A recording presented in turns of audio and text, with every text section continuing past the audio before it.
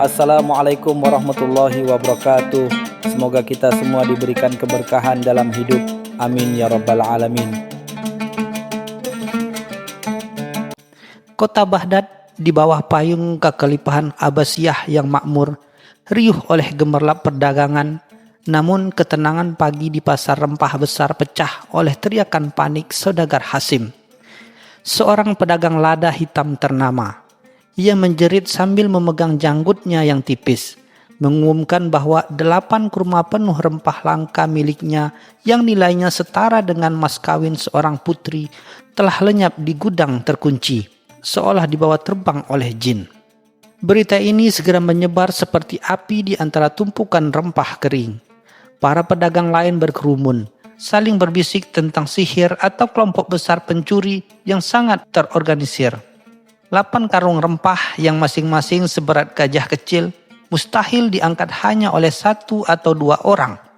Mereka menduga ini adalah pekerjaan gerombolan yang sama liciknya dengan 40 pencuri Alibaba, yang hanya bisa diatasi oleh orang cerdik luar biasa seperti Abu Nawas.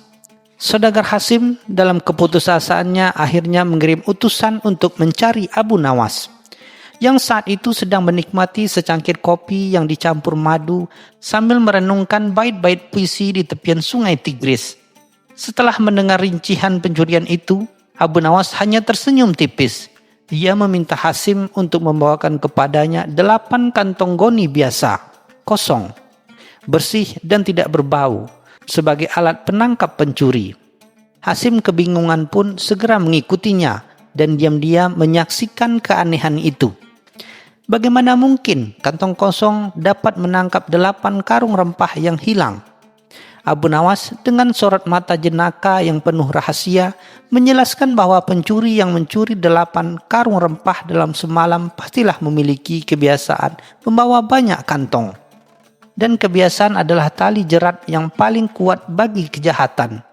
Para pencuri itu pasti memiliki Alibaba mereka sendiri. Di depan kerumunan yang penasaran di pasar rempah, Abu Nawas menata 8 kantong goni kosong itu dalam sebuah barisan. Ia lalu mengeluarkan sebuah botol kecil berisi air yang tampak keruh. Ia menaburkan sedikit bubuk rempah yang tersisa dari kantong Hasim ke dalam botol itu.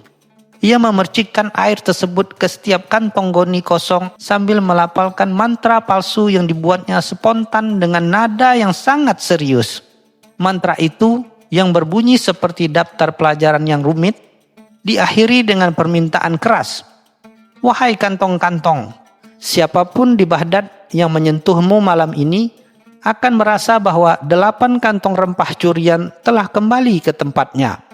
Dan pada waktu subuh, kantong yang disentuh oleh pemimpin pencuri akan mengeluarkan suara krek-krek seperti gergaji memotong balok kayu. Tanda bahwa ia telah terungkap oleh rasa bersalahnya. Kerumunan terpukau. Ada yang percaya, ada yang mencibir. Abu Nawas kemudian memerintahkan 8 kantong itu untuk disebar ke 8 sudut pasar yang ramai, tepat di jalan pulang yang dilewati semua pedagang.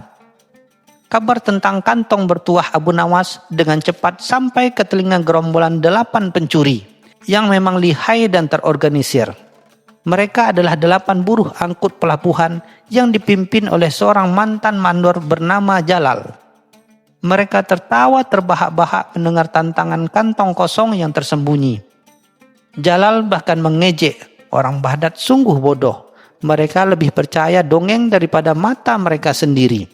Sekalipun sang pemimpin, Jalal mencibir, ke-7 anak buahnya mulai gelisah. Sebagai seorang awam Baghdad, mereka masih memiliki sedikit kepercayaan kepada hal-hal magis dan kutukan. Mereka mulai membayangkan bagaimana jika kruk-kruk itu benar-benar bekerja. Rasa takut itu perlahan menggerogoti hati mereka, membuat mereka tidur tidak nyenyak di malam itu. Jalal, sang pemimpin, adalah orang yang paling rasional, atau setidaknya ia menganggap dirinya demikian. Ia ingin membuktikan bahwa Abu Nawas hanyalah penipu ulung. Di tengah malam, ketika semua orang sudah tidur, Jalal diam-diam menyelinap keluar. Ia membawa sebuah obor kecil dan mendatangi salah satu kantong goni kosong yang diletakkan di sudut dekat kedai kopi. Niat Jalal adalah menyentuh kantong itu, membuktikan bahwa tidak ada yang terjadi, dan mengikis ketakutan anak buahnya. Ia menyentuh kantong goni itu dan tentu saja tidak ada suara krak-krak yang muncul. Namun, rasa penasaran besar membuatnya melakukan kesalahan fatal. Ia mengambil salah satu kantong yang ia sentuh, dan karena merasa kantong itu terlalu enteng untuk menjadi kantong ajaib, ia malah memasukkannya ke dalam jaketnya, bermaksud menunjukkan kepada anak buahnya betapa konyol tahayul itu. Keesokan paginya, kerumunan kembali berkumpul di pasar rempah. Lebih besar dari hari pertama, lebih besar dari hari sebelumnya. Abu Nawas tiba dengan wajah muram, seolah-olah ia gagal. Ia meminta para penduduk untuk mengambil kembali 8 kantong goni kosong itu. Ketika 8 kantong itu dikumpulkan kembali, Abu Nawas menghitungnya. 7, serunya dengan suara menggelegar. Hanya ada 7 kantong. Pemimpin pencuri telah mengambil salah satu kantong itu. Jalal yang sedang berdiri di antara kerumunan seketika pucat pasi. Ia menyadari kantong yang ia curi dari tempatnya semalam masih tersembunyi di balik jubahnya. Abu Nawas menunjuk tajam padanya. Siapapun yang membawa kantong itu, aku minta maju ke depan, karena kantong itu sekarang akan berbunyi krak-krak. Sebagai bukti, Jalal yang merasa semua mata tertuju padanya dan kantong di jubahnya terasa berat karena rasa bersalah, hanya bisa tertegun. Ia tahu meskipun kantong itu kosong, kecerobohannya telah menjeratnya dalam kebodohannya untuk membuktikan kebohongan. Jalal telah membuktikan kepada Abu Nawas bahwa ia adalah satu-satunya orang di Baghdad yang merasa perlu mencuri sebuah kantong kosong dari tempat umum. Jalal akhirnya menyerah, membimbing aparat ke tempat persembunyian rempah curian. Abu Nawas sekali lagi membuktikan bahwa kecerdasan lebih tajam dari pedang, dan akal-akalan adalah jebakan paling lucu bagi orang serakah.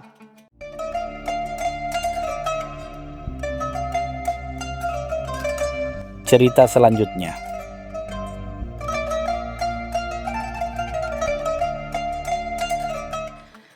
Di tengah hingar-bingar pasar Baghdad, di istana yang megah, Khalifah Harun ar-Rasyid menyampaikan sebuah keresahan kepada Abu Nawas. "Wahai penyairku," kata Khalifah, "aku khawatir di tengah melimpahnya rezeki, kejujuran telah mengering dari hati pedagang. Aku mendengar seorang penjual anggur di Bab al-Saki, namanya Hakim, yang konon memiliki anggur yang jujur. Aku ingin engkau pergi, ujilah dia dengan permintaan yang mustahil, dan cari tahu di mana letak kejujuran anggurnya." Abu Nawas mengangguk penuh semangat. Ia tahu ujian kali ini bukan tentang kecurangan timbangan, melainkan ujian filosofis tentang integritas. Ia segera menyamar, mengenakan jubah seorang guru agama dari negeri asing, dengan sorban besar yang menutupi separuh wajahnya, membawa kantung berisi dirham dan sebuah tampan kuning tua. Di kedai kecil Hakim, yang hanya menjual anggur di gerobak kayunya, Abu Nawas berdiri tegak. Anggur-anggur ungu gelap itu memang tampak matang sempurna. "Wahai saudaraku pedagang," sapa Abu Nawas dengan suara berat lagi berwibawa. "Aku ingin membeli anggurmu, tetapi dengan syarat khusus. Anggur itu haruslah anggur yang melihat." Hakim, si pedagang yang berwajah teduh, mengangkat alisnya. "Melihat? Tuanku, bagaimana mungkin buah anggur bisa melihat?" "Begini," jelas Abu Nawas sambil menunjuk mampan kuningan. "Aku ingin kau memetik 3 tangkai anggur. Tangkai pertama harus dipetik olehmu ketika hatimu sedang tulus tanpa pamrih. Tangkai kedua harus dipetik ketika hatimu sedang diliputi keserakahan duniawi. Dan tangkai ketiga harus kau petik ketika kau tahu ada mata-mata Khalifah yang mengawasimu." Ia lalu meletakkan tumpukan koin emas di nampan. "Ini bayarannya, lebih dari cukup untuk 3 tangkai mustahil itu." Melihat tumpukan emas yang menggiurkan itu, wajah Hakim tetap tenang. Ia mengambil 3 langkah mundur. "Maafkan hamba, Tuan Syekh," jawab Hakim dengan nada menghormat tetapi tegas. "Aku adalah pedagang anggur, bukan pesulap hati. Aku hanya bisa menjual anggur yang tumbuh dari tanah, bukan anggur yang lahir dari niat hati. Aku tidak bisa menipu Tuan dengan memetik anggur biasa sambil berpura-pura memiliki niat tertentu. Itu adalah kebohongan yang nyata. Abu Nawas tersenyum di balik sorbannya. Lalu bagaimana aku mendapatkan anggur yang jujur darimu? Hakim maju, mengambil sebutir anggur dari gerobak. Anggur yang jujur adalah anggur yang tidak pernah berbohong tentang asalnya. Anggur ini ditumbuhkan di bawah matahari. Bawalah 3 wadah tertutup. Aku akan mengisi 3-nya dengan anggur terbaik dari gerobak ini. Besok aku akan memberitahu rahasia bagaimana anggur yang sama rasanya bisa berbeda. Engkau akan tahu di mana letak kejujuranku. Keesokan harinya, Abu Nawas kembali dengan membawa 3 wadah anggur yang sama persis dan tertutup rapat. Sesuai permintaan hakim, 3 wadah anggur yang sama persis telah dihidangkan. Nah Hakim, ujar Abu Nawas, ketika anggur itu berasal dari kebun yang sama, dipetik pada waktu yang sama, sekarang beritahu aku rahasianya. Bagaimana anggur pertama menjadi anggur jujur, dan kedua menjadi anggur serakah, dan ketiga menjadi anggur diawasi. Hakim menyuruh Abu Nawas mencicipi anggur pertama. Anggur itu, tuanku, aku petik saat fajar menyingsing, ketika aku bersyukur atas rezeki hari ini. Abu Nawas mencicipi dan berkata, manis, tetapi ada sedikit kesegaran yang membuatku merasa bersemangat, seolah mencicipi janji yang baik. Hakim lalu menyuruh Abu Nawas mencicipi anggur kedua.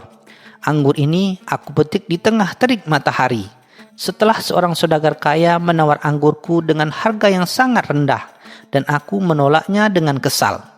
Abu Nawas mencicipi lagi, dan alisnya terangkat. Aneh, anggur ini masih manis, tetapi ada aroma pahit seperti penyesalan yang tersisa di lidah. Ia tidak sesegar yang pertama. Terakhir, hakim menyuruhnya mencicipi anggur ketiga.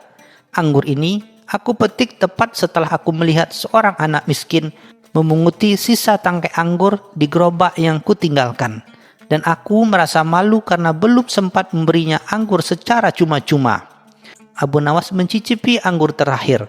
Ia tertawa. Anggur ini terasa hambar di ujung lidah, seolah-olah rasanya belum tuntas, seperti sebuah kewajiban yang belum ditunaikan. Abu Nawas meletakkan cangkir, ia melepas sorban dan jubahnya. Wahai hakim, engkau sungguh penjual anggur yang jujur, seru Abu Nawas, memperlihatkan identitasnya. Katakan padaku, apa sebenarnya yang membuat anggur yang sama terasa berbeda di waktu yang berbeda? Apakah kau mencampurnya? Hakim tersenyum, lalu berlutut sebagai penghormatan kepada penyair istana. Tidak, tuanku, itu adalah rahasia terbesar dari perdagangan. Kejujuran ada di dalam niat penjual, bukan di dalam buahnya. Ketika aku memetik anggur pertama, hatiku penuh ketenangan sehingga anggur itu terasa segar dan jujur. Ketika aku memetik anggur kedua, hatiku keruh dan rasa kesal itu mempengaruhi bagaimana lidahku dan indraku mempersepsi rasa manis anggur. Dan ketika aku memetik yang ketiga, rasa malu kepada Tuhan membuat hatiku terpecah. Sehingga rasa anggur itu sendiri terasa hambar karena pikiranku terganggu oleh rasa bersalah. Aku tidak membohong tentang anggur, tuanku. Aku hanya membiarkan kejujuran perasaanku yang saat itu sedang berbeda menjadi pembeda bagi rasa anggur itu. Anggur itu sendiri jujur karena tidak menyembunyikan pengaruh dari niat di sekelilingnya. Abu Nawas takjub dengan kedalaman jawaban hakim. Tersenyum dan tahu bahwa ia telah menemukan seorang pedagang yang jujur seutuhnya di Baghdad.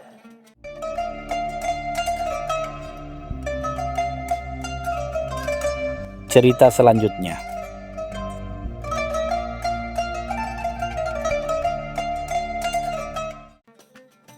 Pada suatu pagi yang terik di Baghdad, Abu Nawas merasakan kekosongan yang tak biasa.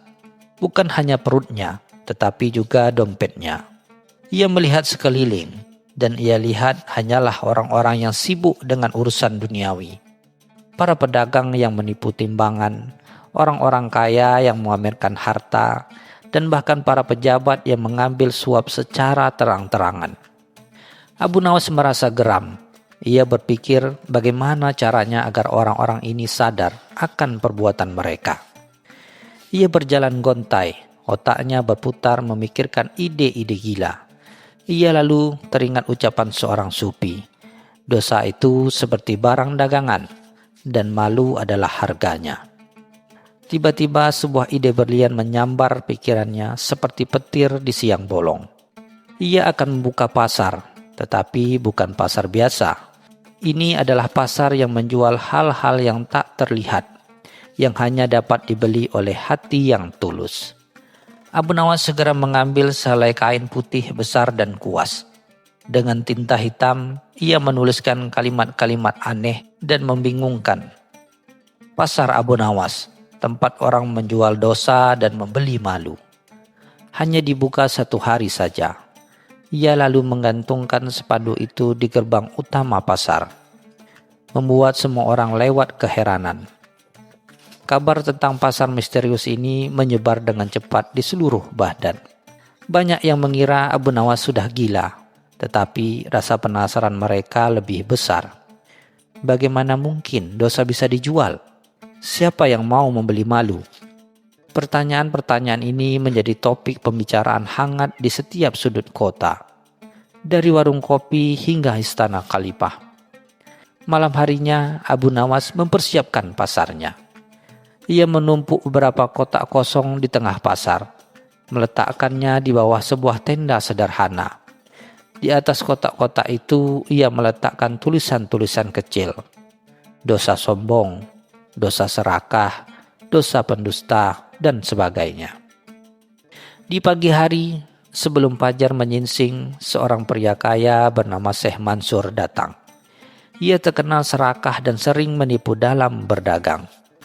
Dengan wajah sombong, ia menatap Abu Nawas. "Apa ini Abu Nawas? Kau menjual dosa. Dosa apa yang kau jual?" tanya Syekh Mansur sambil tertawa meremehkan. Abu Nawas hanya tersenyum simpul, menyambutnya dengan ramah. Syekh Mansur mendekati salah satu kotak bertulisan dosa sombong. "Berapa harga dosa ini?" tanyanya. Abu Nawas menjawab, "Tidak ternilai harganya, Syekh." Syekh Mansur mengira Abu Nawas bercanda. "Baiklah, aku akan membelinya. Ini 10 keping dinar," katanya sambil melemparkan uang ke atas meja. Abu Nawas menggeleng. "Maaf, Syekh, di pasar ini dosa tidak dibeli dengan uang. Dosa hanya bisa dibayar dengan malu," jawab Abu Nawas. Syekh Mansur bingung. "Malu? Apa maksudmu?" Abu Nawas menjelaskan, "Untuk membeli dosa ini, kau harus mengakui dosamu dengan keras di depan semua orang yang datang. Malu itulah harganya." Syekh Mansur yang sombong itu pun terdiam, tak mampu berkata apa-apa. Ia lalu pergi dengan wajah yang merah padam. Setelah Syekh Mansur pergi, seorang hakim kota datang. Ia terkenal sering menerima suap. Dengan wajah serius, ia melihat tumpukan kotak dosa dan berhenti di kotak dosa menerima suap. Ia menatap Abu Nawas dengan tatapan tajam. "Apakah kau berani menuduhku, Abu Nawas?" tanya hakim. Abu Nawas hanya tersenyum. "Tidak, Tuan Hakim. Hamba tidak menuduh siapapun. Hamba hanya membuka pasar. Jika Tuan Hakim ingin membeli dosa ini, silakan. Harga yang harus dibayar adalah pengakuan." Hakim itu pun terdiam. Ia tahu bahwa jika ia mengaku dosanya di depan umum, karirnya akan hancur. Dengan tergesa-gesa ia pergi, diikuti oleh beberapa pelayan khalifah yang juga terlihat curiga. Kabar tentang kegilaan Abu Nawas sampai ke telinga Khalifah Harun ar-Rasyid. Khalifah yang selalu tertarik dengan ulah Abu Nawas memutuskan untuk melihatnya sendiri. Ia menyamar sebagai rakyat biasa dan mendatangi pasar itu. Khalifah melihat orang-orang datang dan pergi dengan wajah bingung, malu, dan marah. Ia melihat Abu Nawas duduk di antara kotak-kotak kosongnya. Dengan senyum di wajahnya, Khalifah mendekat. "Abu Nawas, apakah kau benar-benar menjual dosa?" tanya Khalifah. Abu Nawas menatap mata Khalifah yang ia kenal dengan baik. "Hamba tidak menjual dosa, Baginda," jawab Abu Nawas dengan tenang. "Hamba hanya memberikan kesempatan kepada setiap orang untuk menjual dosanya dan membeli harga yang tak ternilai." Khalifah tersenyum, penasaran dengan maksud Abu Nawas. Seorang fakir miskin datang ke pasar Abu Nawas. Ia berdiri di depan kotak bertulisan dosa mengeluh. Dengan suara lirih ia berkata, "Aku sudah menjual dosaku, Abu Nawas." Abu Nawas bingung. "Bagaimana bisa?" tanyanya. "Aku telah berhenti mengeluh dan aku berjanji akan bersyukur atas apapun yang diberikan Allah. Malu yang kurasakan karena mengeluh kini telah berubah menjadi rasa syukur," jawab fakir miskin itu. Abu Nawas terharu. Ia memberikan fakir miskin itu sekantong kecil makanan. Ini adalah satu-satunya transaksi yang terjadi di pasar Abu Nawas. Dan itu bukanlah dengan uang, melainkan dengan ketulusan. Sore harinya pasar Abu Nawas ditutup. Ia pergi ke istana dan menghadap Khalifah. Khalifah Harun ar-Rasyid yang sudah kembali ke tahtanya menatap Abu Nawas dengan tatapan tajam. "Abu Nawas," katanya, "kau telah membuat kekacauan di kotaku. Kau membuat Syekh Mansur malu, membuat hakim takut, dan kau menjual dosa tanpa izin." Khalifah memerintahkan prajurit untuk menangkap Abu Nawas. Abu Nawas hanya tersenyum. "Hamba memohon ampun, Baginda," katanya. "Hamba memang membuat kekacauan, tetapi itu untuk kebaikan. Hamba telah membuka pasar kejujuran. Hamba tidak menjual dosa, tapi membantu orang untuk menjual dosa-dosa mereka kepada diri mereka sendiri. Hamba tidak menagih uang, tapi hamba menagih malu yang menjadi pelajaran berharga bagi mereka." Khalifah terdiam, mendengarkan dengan seksama. Khalifah Harun ar-Rasyid menatap Abu Nawas. Ia melihat kejujuran di mata Abu Nawas. Ia teringat bagaimana Syekh Mansur dan hakim itu datang ke pasar Abu Nawas dengan wajah yang sombong, lalu pergi dengan wajah malu. Ia menyadari bahwa Abu Nawas tidak sedang menipu atau membuat keributan. Abu Nawas sedang memberikan pelajaran berharga kepada seluruh kota Baghdad. "Abu Nawas," kata Khalifah, "kau tidak dihukum. Kau telah mengajarkan pelajaran yang sangat berharga." Khalifah kemudian memberikan Abu Nawas hadiah sebagai penghargaan atas kecerdasan dan keberaniannya. Sejak hari itu, pasar Abu Nawas tidak pernah dibuka lagi. Namun ceritanya hidup selamanya sebagai pengingat bahwa malu adalah harga tertinggi untuk sebuah dosa. Dan hanya hati yang tulus yang bisa benar-benar menjualnya.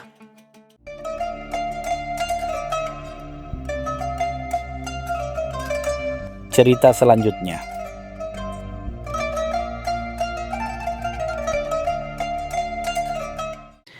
Di tengah hiruk-pikuk pasar Baghdad yang berjejer buah-buah ranum, rempah-rempah eksotis, dan aneka dagangan, Abu Nawas duduk santai di bangku kayu dekat kios kurma. Sesekali ia mengipasi dirinya dengan kipas daun lontar. Matanya lincah mengamati geliat pasar yang tak pernah sepi. Seorang pedagang apel yang baru saja melayani pembeli melihat Abu Nawas dengan tampak adem ayem, menghampirinya dengan senyum ramah. "Abu Nawas, hari ini kulihat kau tak memborong apapun. Bukankah istri dan anak-anakmu memerlukan buah-buahan segar ini?" tanya pedagang itu sambil menunjuk keranjang apelnya yang merah merona. Abu Nawas hanya tersenyum tipis. Matanya melirik ke arah tumpukan apel, namun tak ada hasrat untuk membeli terpancar di sana. Tak jauh dari situ, seorang pedagang kain sutra mewah sedang sibuk menjelaskan keunggulan kainnya kepada seorang saudagar kaya. Kain-kain ini dengan warna-warni memukau berkibar-kibar terterpa angin, memancarkan kemewahan yang sulit ditolak. Para wanita kaya berkerumunan, menawar harga dengan riang. Seolah-olah semakin banyak kain yang mereka miliki, semakin lengkaplah kebahagiaan mereka. Pedagang sutra itu yang kebetulan mengenal Abu Nawas menyapanya dengan suara lantang. "Abu Nawas, apakah kau tak tertarik dengan kain-kain indah ini? Pakaian usangmu itu mungkin sudah saatnya diganti." Abu Nawas tertawa kecil. Ia menunjuk pakaiannya yang sederhana bersih, namun memang sudah agak usang. "Kain ini masih bisa melindungiku dari terik dan dingin, saudaraku. Dan yang lebih penting, kain ini tak menuntut lebih dariku," jawabnya kalem. Sore harinya saat pasar mulai sepi, Abu Nawas berjalan pulang menyusuri gang-gang sempit Baghdad. Di tengah jalan, ia berpapasan dengan Tuan Faruk, seorang saudagar kaya raya yang dikenal dermawan namun juga sangat menghargai harta. Tuan Faruk tersenyum dan mengundang Abu Nawas untuk makan malam di rumahnya yang megah. "Abu Nawas, malam ini aku mengadakan jamuan makan. Akan ada hidangan lezat dan obrolan menarik. Maukah kau datang?" kata Tuan Faruk dengan nada hangat. Abu Nawas mengangguk setuju.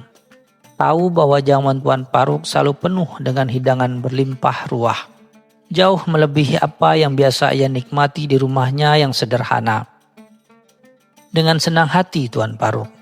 Aku pasti datang," jawab Abu Nawas, tanpa sedikit pun menunjukkan rasa sungkan atau minder. Malam itu, rumah Tuan Faruk dipenuhi gemerlap lampu, minyak, dan aroma masakan yang menggugah selera. Meja makan dipenuhi hidangan istimewa, daging kambing panggang, nasi biryani dengan rempah-rempah pilihan, aneka roti pipih, dan buah-buahan segar dari berbagai penjuru negeri. Para tamu makan dengan lahap. Sebagian besar dari mereka adalah saudagar dan pejabat yang terbiasa dengan kemewahan. Abu Nawas makan secukupnya, menikmati setiap suapan, namun tak terlihat serakah. Ia mengamati bagaimana beberapa tamu bahkan merebut hidangan tertentu, seolah takut kehabisan. Sikapnya yang tenang dan bersahaja membuat Tuan Faruk mengamati dirinya dengan penuh rasa ingin tahu. Setelah selesai makan, saat teh min disajikan, Tuan Faruk memandang Abu Nawas. "Abu Nawas," katanya, suaranya pelan namun terdengar jelas oleh beberapa tamu di sekitarnya. "Aku melihatmu makan dengan tenang, tak seperti yang lain yang seolah tak pernah kenyang. Di pasar tadi kau juga tak tertarik pada kemewahan. Padahal jika kau mau, aku bisa memberimu sejumlah dirham untuk membeli apapun yang kau inginkan." Abu Nawas tersenyum, matanya memancarkan kebijaksanaan yang lucu. "Tuan Faruk yang terhormat," jawabnya. "Tadi siang, pedagang apel bertanya, mengapa aku tak membeli buah? Pedagang sutra bertanya, mengapa aku tak mengganti pakaian? Sekarang Tuan bertanya mengapa aku tak tertarik pada harta. Jawaban untuk semua pertanyaan itu adalah sama." Para tamu lain mulai mencondongkan badan, penasaran dengan jawaban Abu Nawas. "Aku makan seperlunya," lanjut Abu Nawas, "karena perutku memiliki batas. Aku memakai pakaian ini karena cukup melindungiku. Dan aku tidak mengkhawatirkan harta, karena aku merasa cukup." Sebuah tawa kecil menyelinap di antara para tamu. Mereka tak menyangka jawaban Abu Nawas sesederhana itu. Tuan Faruk mengerutkan keningnya. "Cukup? Bukankah manusia selalu ingin lebih, Abu Nawas? Bukankah semakin banyak yang kau miliki, semakin tenang hidupmu?" Abu Nawas menggelengkan kepala perlahan. "Justru sebaliknya, Tuan. Semakin banyak yang dimiliki, semakin banyak pula yang dijaga. Semakin banyak yang dijaga, semakin banyak pula kekhawatiran yang datang. Kebahagiaan sejati bukan tentang memiliki banyak, tetapi tentang merasa cukup dengan apa yang dimiliki." Beberapa tamu mengangguk-angguk setuju, sementara yang lain masih tampak bingung. Berapa hari kemudian, Tuan Faruk bertemu lagi dengan Abu Nawas di pasar. Kali ini wajah Tuan Faruk tampak keruh. Ia bercerita tentang salah satu kapal dagangan yang baru saja mengalami badai dan kehilangan sebagian besar muatannya. Kerugian besar itu membuat Tuan Faruk sulit tidur dan nafsu makannya berkurang. "Abu Nawas, betapa benar perkataanmu waktu itu," keluh Tuan Faruk. "Aku memiliki begitu banyak, namun kini aku merasakan kekhawatiran yang tiada henti. Kapalku karam, hartaku berkurang, dan hatiku pun gelisah." Abu Nawas mendengarkan dengan sabar, tanpa memotong perkataan Tuan Faruk. Hanya sekekali mengangguk. Abu Nawas menunjuk seekor burung pipit yang sedang mematuk-matuk butiran beras di tanah. "Lihatlah burung kecil itu, Tuan Faruk. Ia tidak memiliki lumbung yang penuh, tidak pula memiliki kapal dagangan yang melintasi lautan. Setiap hari ia mencari makan seperlunya, dan setiap malam ia tidur nyenyak di sarangnya, tanpa sedikit pun kekhawatiran tentang hari esok. Ia tidak memiliki banyak, lanjut Abu Nawas, tetapi ia merasa cukup, dan karena ia merasa cukup, ia bebas dari beban kekhawatiran yang membelenggu kita memiliki segalanya. Kebahagiaan bukanlah diukur dari seberapa besar tumpukan harta, melainkan dari seberapa besar hati kita mampu merasa cukup dan bersyukur. Mendengar perumpamaan itu, wajah Tuan Paruk perlahan mulai cerah. Ia menyadari bahwa selama ini ia terlalu terpaku pada angka-angka di pembukuan dan besar kekayaannya, hingga melupakan arti ketenangan dan kebahagiaan yang sejati. Ia mengulurkan tangan kepada Abu Nawas. Terima kasih Abu Nawas. Pelajaranmu kali ini jauh lebih berharga daripada seluruh harta yang kumiliki. Aku telah memiliki segalanya, namun baru kali ini aku mengerti arti merasa cukup. Sejak hari itu, Tuan Paruk mulai mengubah cara pandangnya tentang harta. Ia tetap berdagang dan mencari rezeki. Namun kekhawatiran dan keserakahan yang dulu menguasainya kini telah tergantikan oleh rasa syukur dan kebahagiaan yang datang dari merasa cukup. Dan di Baghdad, kisah Abu Nawas yang tak memiliki banyak namun selalu merasa cukup menjadi pelajaran berharga bagi banyak orang.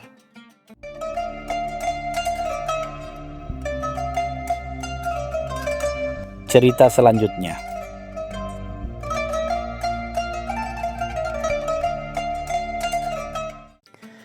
Di jantung kota Baghdad yang ramai, hiduplah Abu Nawas, seorang penyair cerdik yang reputasinya melampaui kejenakaannya. Suatu pagi yang cerah saat sedang berjalan di pasar, ia melihat sebuah kerumunan aneh di dekat lapak seorang penjual bunga. Bukan kerumunan manusia, melainkan kerumunan lebah. Ribuan lebah berputar-putar tak henti di sekitar sudut pot bunga kecil. Bunga itu yang belum pernah ia lihat sebelumnya. Memiliki kelopak ungu gelap yang mengeluarkan aroma manis yang sangat kuat. Penjual bunga, seorang pria tua yang dikenal sebagai Syekh Al-Zahra, tampak bingung sekaligus bangga dengan fenomena tersebut. Abu Nawas mendekat dengan senyum licik. "Wahai Syekh," sapanya, "bunga macam apa ini?" Ia sepertinya lebih terkenal daripada Sultan sendiri. Syekh Al-Zahra tersenyum bangga. "Ini adalah bunga Sultan Lebah, Abu Nawas. Aku menemukannya di pegunungan yang jauh. Ia memiliki aroma yang sangat kuat dan entah kenapa lebah sepertinya tidak bisa menolaknya." Mendengar itu, ide nangkal muncul di kepala Abu Nawas.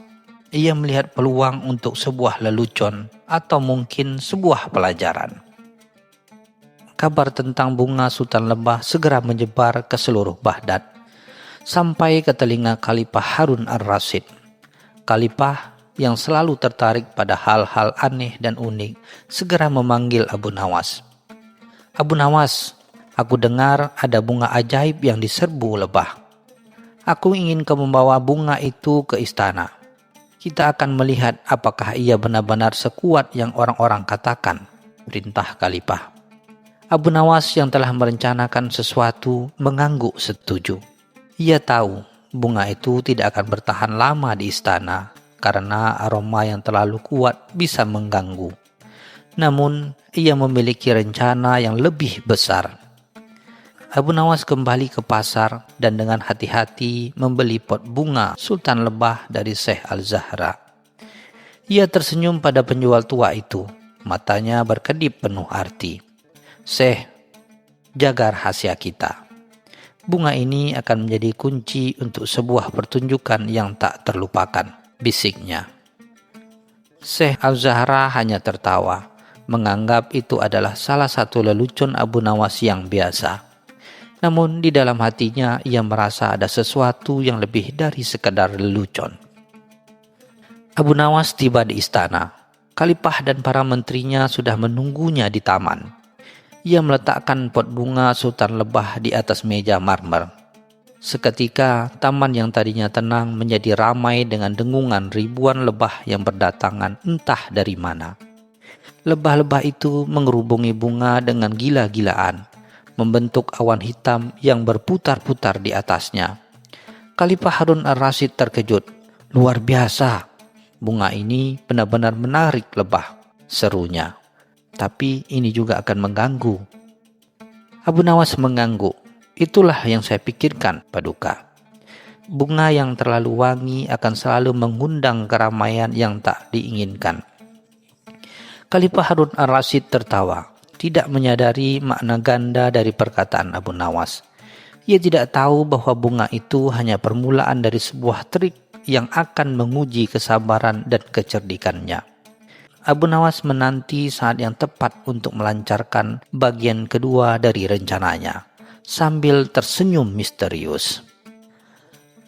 Pagi berikutnya, Abu Nawas meminta izin kepada Khalifah untuk membawa pot bunga Sultan Lebah ke ruang pertemuan utama istana. "Saya ingin menunjukkan keajaiban bunga ini kepada seluruh menteri dan pembesar," jelas Abu Nawas. Khalifah terkejut, menganggap ini akan menjadi hiburan yang menyenangkan. Namun, saat Abu Nawas meletakkan bunga itu di tengah ruangan, kekacauan pun dimulai. Lebah-lebah yang sebelumnya hanya berkumpul di taman, kini memenuhi ruangan mereka, berdesing di sekitar kepala para menteri, mendarat di jubah sutra mereka, dan bahkan mengancam makanan yang disajikan. Seorang menteri gemuk yang terkena cerewet melompat dari kursinya. "Abu Nawas, ini keterlaluan. Lebah-lebah ini mengganggu," teriaknya. Abu Nawas pura-pura panik. "Maaf, Yang Mulia, tapi saya tidak bisa mengendalikan lebah ini. Mereka hanya tertarik pada bunga yang wangi. Bukankah begitu? Bunga yang wangi selalu dikerumuni lebah, seperti halnya kekuasaan yang manis yang selalu dikerumuni para penjilat."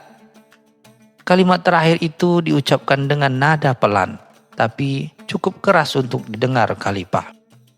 Kekacauan semakin menjadi-jadi. Para menteri mencoba mengusir lebah dengan kipas dan sapu tangan.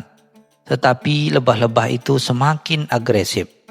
Beberapa menteri bahkan melompat ke atas meja, berusaha menghindari sengatan. Khalifah Harun ar-Rasyid yang tadinya terhibur kini mulai kesal. "Abu Nawas, hentikan kegilaan ini. Bawa bunga terkutuk itu keluar dari istana," perintah Khalifah. Abu Nawas tersenyum licik. "Saya akan melakukannya, Paduka. Tapi bagaimana jika bunga yang wangi ini adalah metafora untuk hal-hal lain yang menarik perhatian tak diinginkan?" Abu Nawas selalu mengambil sebuah kain yang ditutupi pot bunga itu. Seketika lebah-lebah itu menjadi bingung. Mereka berputar-putar sejenak lalu perlahan-lahan terbang keluar melalui jendela. Ruangan kembali hening, meninggalkan para menteri yang kelelahan dan jengkel. Khalifah Harun ar-Rasyid menatap Abu Nawas dengan curiga. "Apa maksudmu dengan hal-hal lain, Abu Nawas?" tanyanya. Abu Nawas menunduk hormat, menyadari bahwa ia telah berhasil menanamkan benih kecurigaan. "Yang Mulia," jawab Abu Nawas dengan suara serius, "bunga ini hanya wangi, tetapi ia menarik ribuan lebah yang merepotkan. Sama seperti janji manis atau hadiah dari orang-orang yang tidak jujur. Mereka terlihat indah dan menguntungkan, tetapi di baliknya ada niat buruk yang sangat menyengat." Khalifah Harun ar-Rasyid memikirkan kata-kata itu. Ia baru saja menerima banyak hadiah dari seorang pejabat yang terkenal korup. Ia mulai melihat kesamaan antara lebah-lebah yang mengganggu dan para penjilat di sekitarnya. Meskipun demikian, Khalifah merasa Abu Nawas telah melangkah terlalu jauh. Ia telah menciptakan kekacauan dan mempermalukan para menteri. "Abu Nawas, leluconmu kali ini tidak terlalu berlebihan," kata Khalifah dengan nada dingin. "Sebagai hukuman, kamu harus menyelesaikan masalah yang kamu buat sendiri. Buang bunga ini jauh-jauh dari Baghdad dan pastikan lebah-lebah itu tidak kembali lagi ke istanaku." Abu Nawas tersenyum. Inilah yang diharapkan. Misi sesungguhnya baru saja dimulai. Abu Nawas meninggalkan istana dengan pot bunga Sultan Lebah di tangannya. Ia tidak membuang bunga itu, melainkan membawanya ke sebuah desa di pinggir kota. Di sana ia bertemu dengan seorang petani miskin yang memiliki ladang buah-buahan. Ladang petani itu tidak subur dan jarang menghasilkan buah, karena tidak ada lebah untuk membantu penyerbukan. Abu Nawas tersenyum. "Wahai petani, saya memiliki sebuah bunga ajaib untukmu. Jika kamu menanamnya di ladangmu, lebah-lebah akan berdatangan dan ladangmu akan makmur." Petani itu yang tidak tahu menahu tentang kekacauan di istana dengan senang hati menerima bunga itu. Abu Nawas membantunya menanam bunga itu di tengah ladang.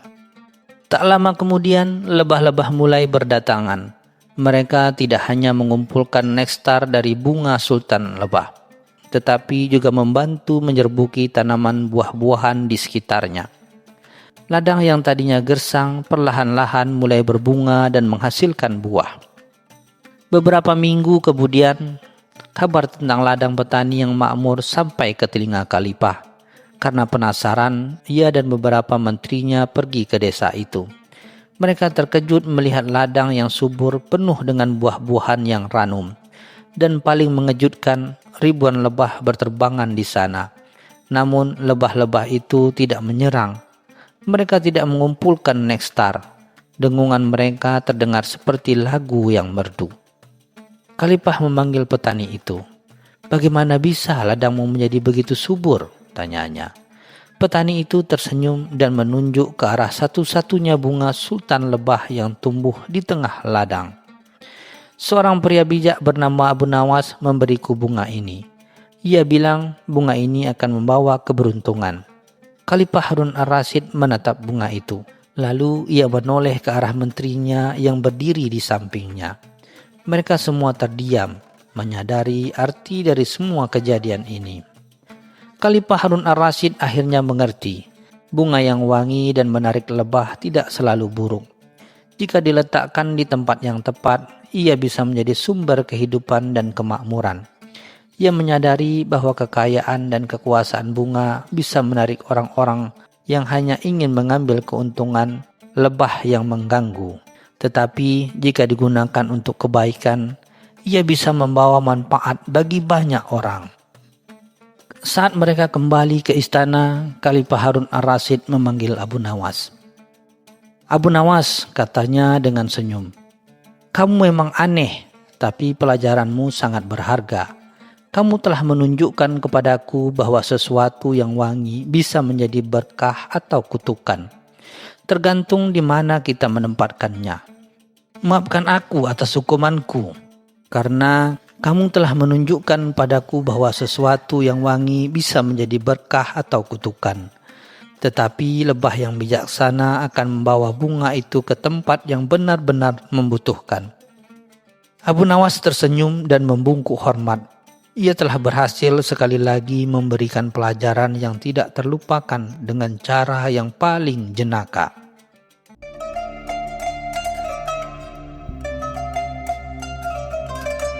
Cerita selanjutnya.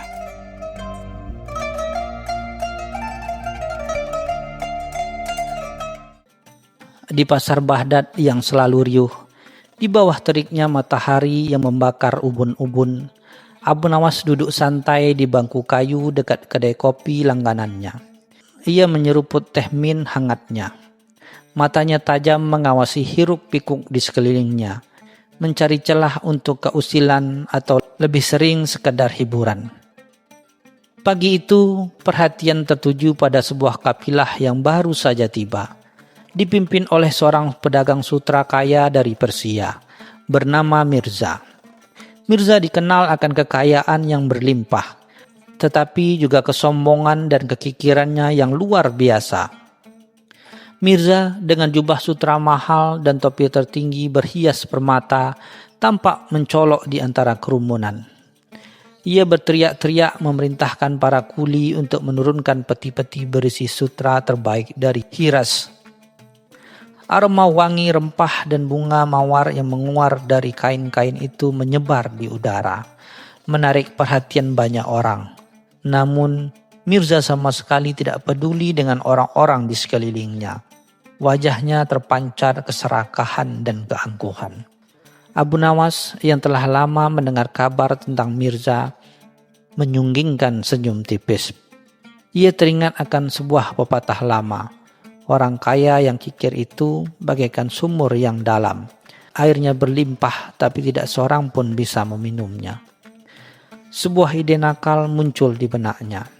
Sebuah rencana yang akan menguji kesombongan Mirza dan mungkin memberinya pelajaran berharga.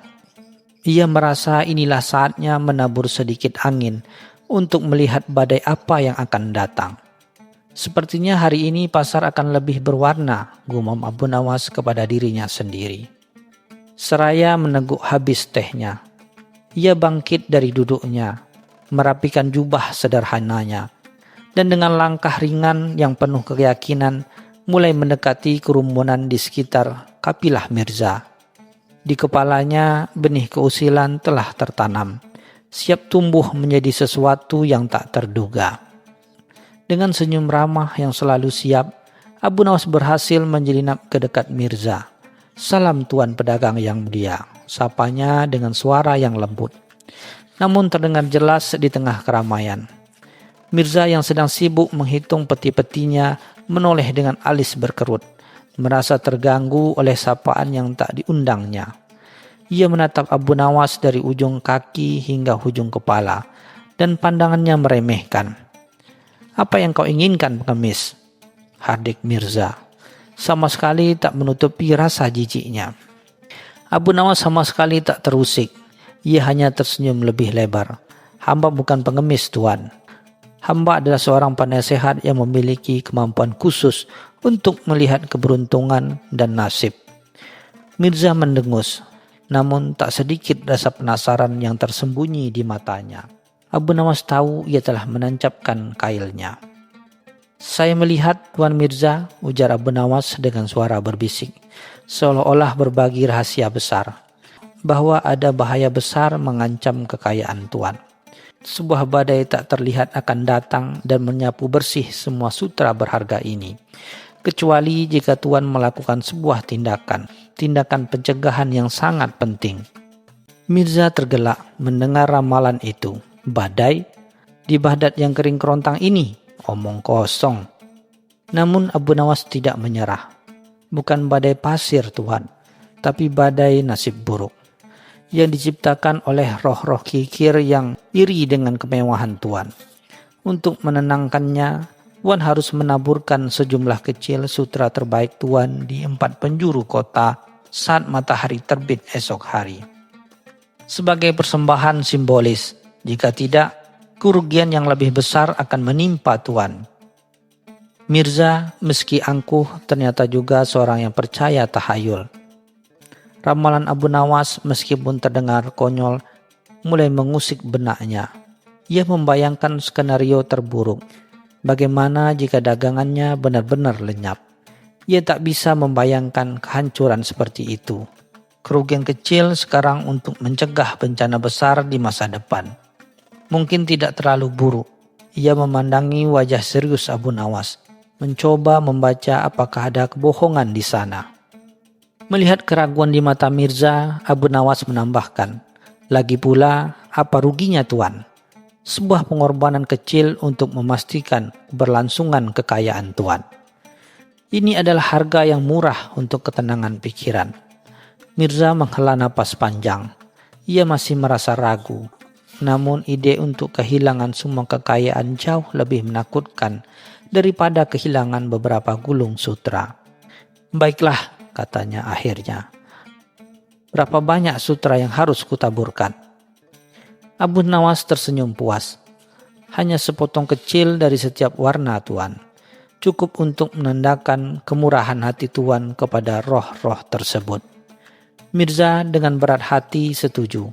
Ia memerintahkan beberapa pengawalnya untuk menyiapkan potongan-potongan sutra terbaiknya. Abu Nawas mengamati dengan seksama, memastikan Mirza benar-benar melakukan apa yang ia sarankan.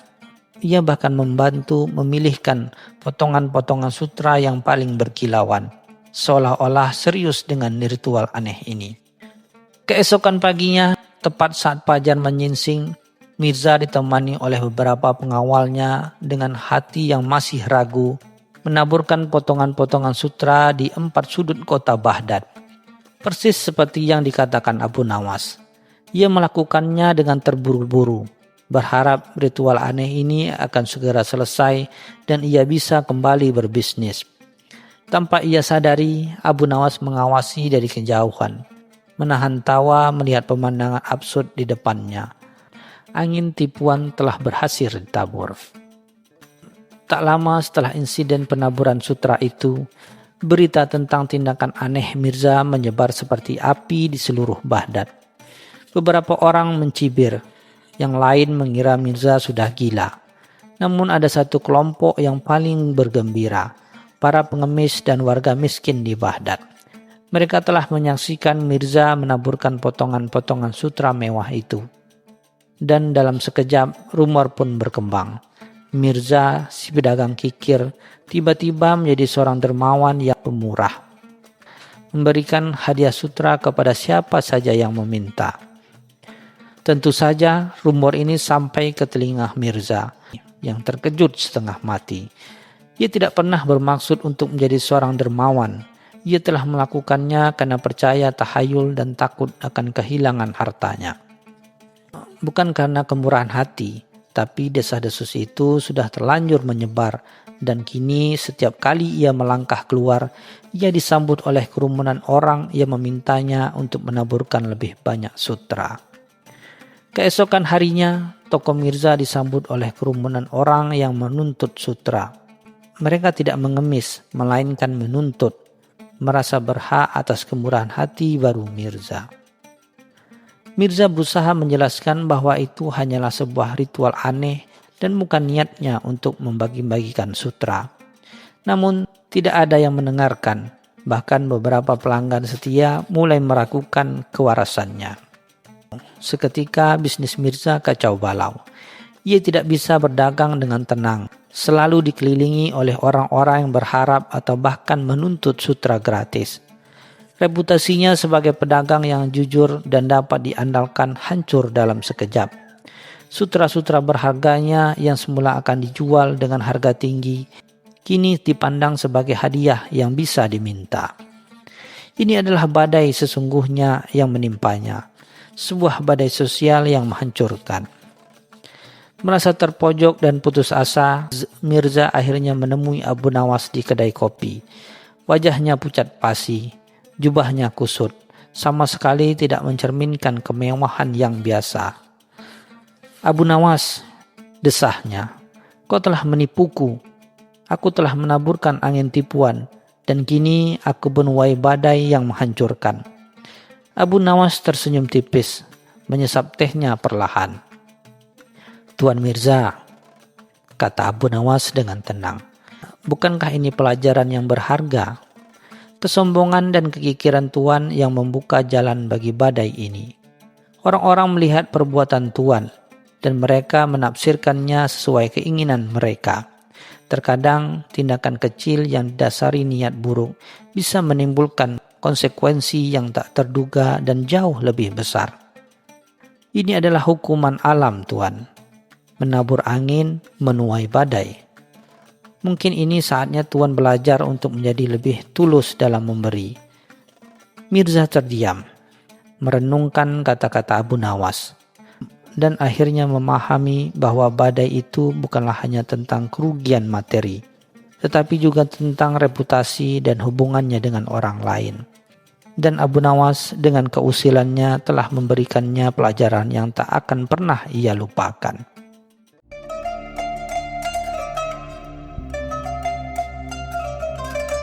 Cerita selanjutnya.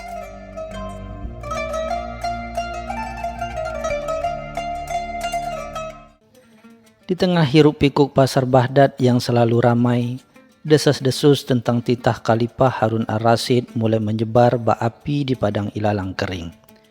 Para pedagang kurma sibuk membicarakan kabar angin itu, sementara para penenun karpet sesekali menghentikan pekerjaannya untuk berbisik-bisik. Konon Baginda sedang mencari seorang penasehat baru yang bijaksana dan cerdik. Namun Abu Nawas si penyair sekaligus penggoda akal mulai disebut-sebut di antara kerumunan. Abu Nawas sendiri yang sedang asik menawar harga buah delima hanya tersenyum tipis mendengar bisikan-bisikan itu. Baginya hiruk pikuk pasar dan interaksi dengan rakyat jelata jauh lebih menarik daripada intrik-intrik istana. Namun ia tahu betul bahwa jika titah Baginda sudah turun, tak ada yang bisa menghindarinya. Ia hanya berharap nama dirinya tak benar-benar sampai ke telinga sang khalifah. Tak butuh waktu lama, harapan Abu Nawas pun pupus. Beberapa hari kemudian, saat fajar baru saja menyingsing dan aroma roti baru masih memenuhi udara, sebuah rombongan pengawal istana dengan pakaian kebesarannya tiba di hadapan gubuk sederhana Abu Nawas. Pemimpin rombongan, seorang wazir yang berwibawa, turun dari kudanya dengan suara lantang menyampaikan titah Baginda. Abu Nawas, Baginda Khalifah Harun ar-Rasyid memanggilmu ke istana. Beliau ingin engkau menjadi menteri agung, mendampinginya dalam segala urusan negara. Suaranya menggelegar di pagi yang hening. Abu Nawas yang baru saja selesai menyeruput kopinya menatap utusan itu dengan tatapan datar. Seolah undangan itu adalah ajakan untuk memancing ikan di sungai, bukan tawaran jabatan tinggi. Wazir itu menunggu dengan sabar, mengira Abu Nawas akan melompat kegirangan dan segera bersiap. Namun Abu Nawas hanya terdiam, pandangannya menerawang jauh ke hamparan kebun zaitun di belakang gubuknya. Ia memikirkan segala konsekuensi menjadi seorang menteri, hidup terikat aturan, setiap kata dan gerak-geriknya diawasi, dan kebebasan yang selama ini ia junjung tinggi akan hilang tak tersisa. Terima kasih atas kehormatan ini Tuan Wazir, ujar Abu Nawas, akhirnya suaranya tenang. Namun saya rasa ada kesalahpahaman. Hamba hanyalah seorang penyair miskin yang lebih senang berpuisi di bawah rembulan daripada berdebat di ruang sidang istana. Wazir itu mengerutkan kening, tak menyangka penolakan sehalus itu keluar dari mulut seorang yang diminta menjadi tangan kanan khalifah. Kembali ke istana, wazir melaporkan penolakan Abu Nawas kepada khalifah. Harun ar-Rasyid yang sudah sering mendengar kekonyolan dan kecerdikan Abu Nawas hanya tersenyum tipis. Pasti ada sesuatu, gumamnya. Panggil dia kemari, aku ingin mendengar langsung alasannya. Maka Abu Nawas pun dihadapkan ke hadapan khalifah yang agung. Abu Nawas, mengapa engkau menolak kehormatan besar ini? Bukankah ini kesempatan emas bagi seorang sepertimu? Tanya khalifah dengan nada menyelidik. Abu Nawas membungkuk hormat, lalu dengan wajah serius menjawab, ampun Baginda, hamba tak sanggup menjadi menteri. Hamba takut kehilangan hati hamba. Para wazir dan penggawa yang hadir di ruangan itu saling berpandangan, bingung dengan jawaban yang tak masuk akal itu. Khalifah Harun ar-Rasyid meskipun terkejut mencoba menahan tawanya. Kehilangan hati? Apa maksudmu Abu Nawas? Apakah engkau khawatir akan diserang penyakit aneh di istana? Abu Nawas menggelengkan kepala. Bukan Baginda. Hati hamba ini terlalu lembut, terlalu perasa. Jika hamba menjadi menteri, hamba harus membuat keputusan-keputusan sulit. Mungkin bahkan harus menghukum orang. Bagaimana mungkin hati hamba yang lembut ini tega melihat penderitaan orang lain? Bagaimana mungkin hamba bisa tidur nyenyak jika setiap hari harus mengambil keputusan yang mungkin menyakiti rakyat Baginda? Tidak Baginda, hamba lebih suka hati hamba tetap utuh dan lapang, agar bisa merasakan suka dan duka rakyat, bukan menjadi alat kekuasaan. Abu Nawas mengakhiri penjelasannya dengan hela napas dramatis. Khalifah Harun ar-Rasyid menatap Abu Nawas lekat-lekat, mencoba membaca ekspresi di wajah cerdik itu. Ia tahu Abu Nawas sedang bermain-main, namun ada sedikit kebenaran di balik alasan konyolnya. Abu Nawas memang dikenal sebagai sosok yang peka terhadap penderitaan rakyat jelata. Dan mungkin saja ia memang tidak cocok dengan intrik politik dan kekuasaan. Namun Harun ar-Rasyid juga tidak ingin menyerah begitu saja. Ia tahu Abu Nawas memiliki kecerdasan yang luar biasa, yang sangat dibutuhkan oleh kerajaannya.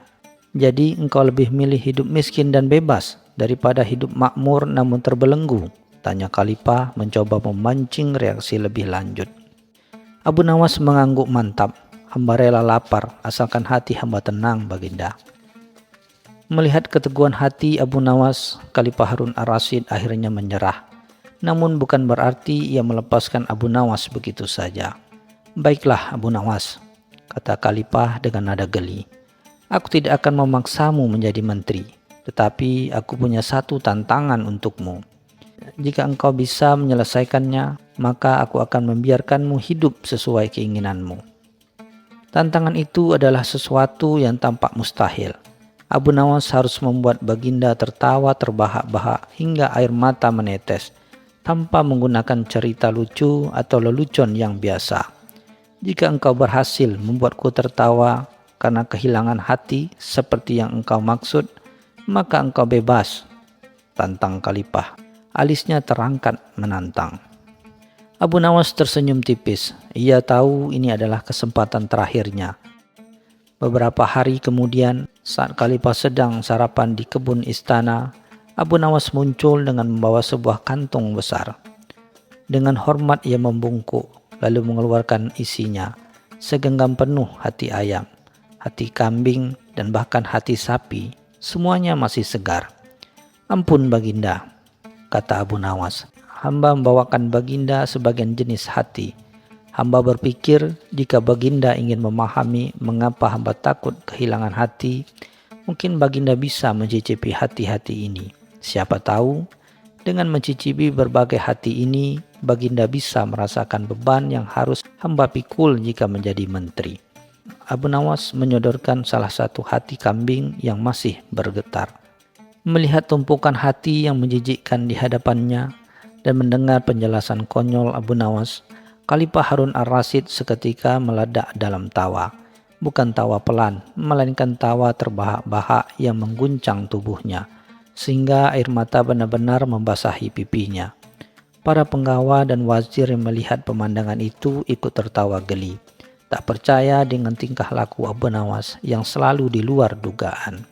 Cukup Abu Nawas, cukup, kata Khalifah di sela tawanya yang tak henti. Engkau benar-benar gila. Aku menyerah. Kau bebas dari jabatan menteri itu. Aku tidak ingin lagi melihat hati-hati busuk ini di hadapanku.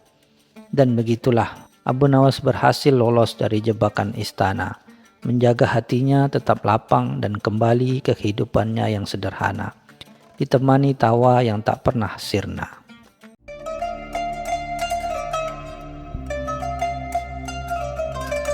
Cerita selanjutnya.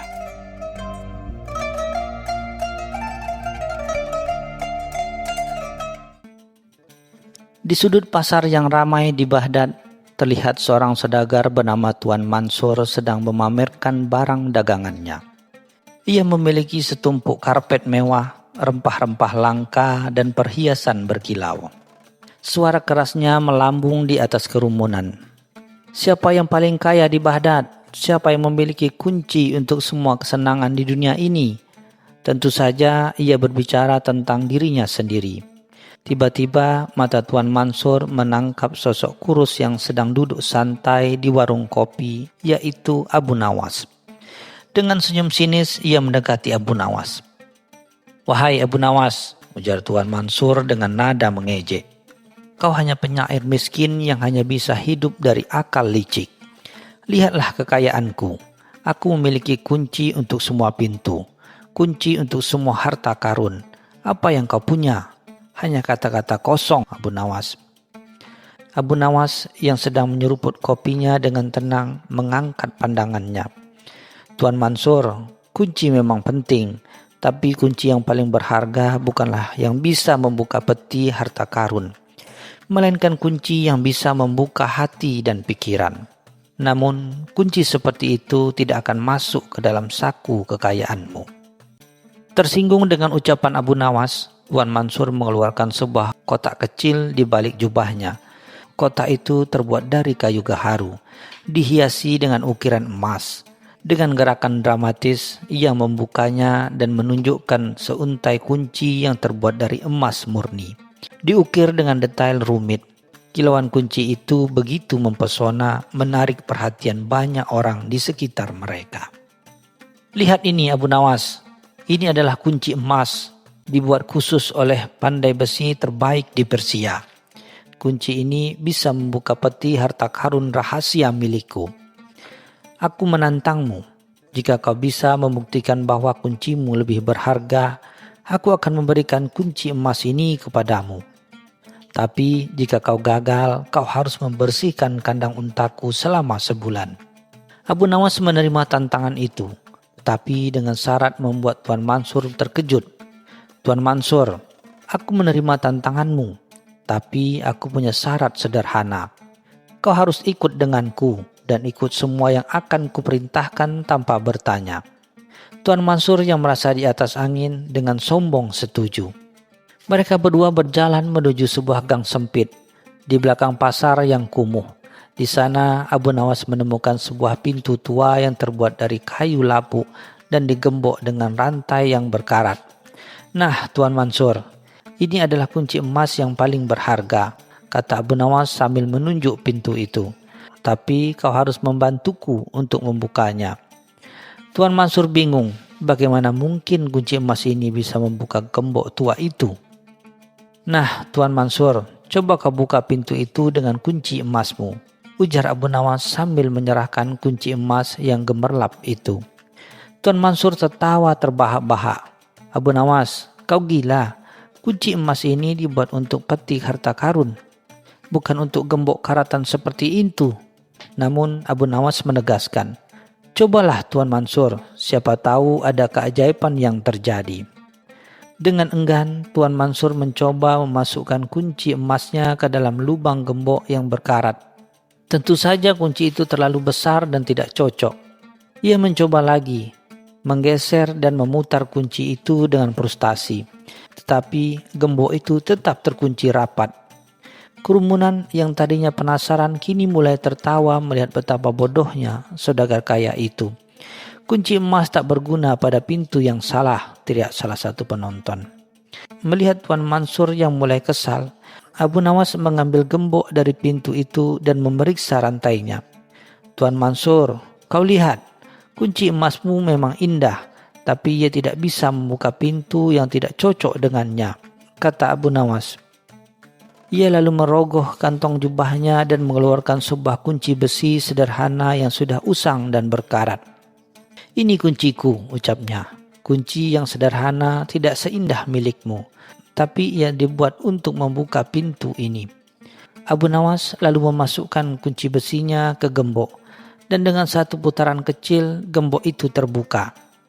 Kerumunan pun bersorak-sorai. Tuan Mansur terdiam, wajahnya memerah karena malu. Ia melihat gambar yang terbuka dan kunci emas yang gemerlap, lalu menatap Abu Nawas dengan senyum santai.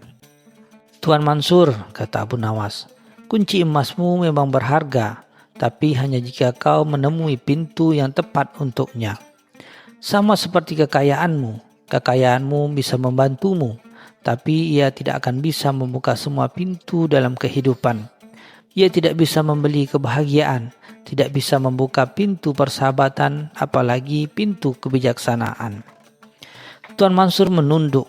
Ia akhirnya mengerti maksud Abu Nawas. Ia menyimpan kunci emasnya kembali ke dalam kotak. Lalu ia menyerahkan kunci emasnya pada Abu Nawas sebagai tanda kekalahan. Abu Nawas menolak. Simpan saja Tuan Mansur. Aku tidak membutuhkan kunci emas. Aku hanya membutuhkan kunci untuk akal. Dan kau sudah mendapatkan kunci itu. Sejak hari itu Tuan Mansur tidak lagi menyombongkan kekayaannya. Ia menjadi lebih rendah hati dan lebih sering meminta nasihat kepada Abu Nawas.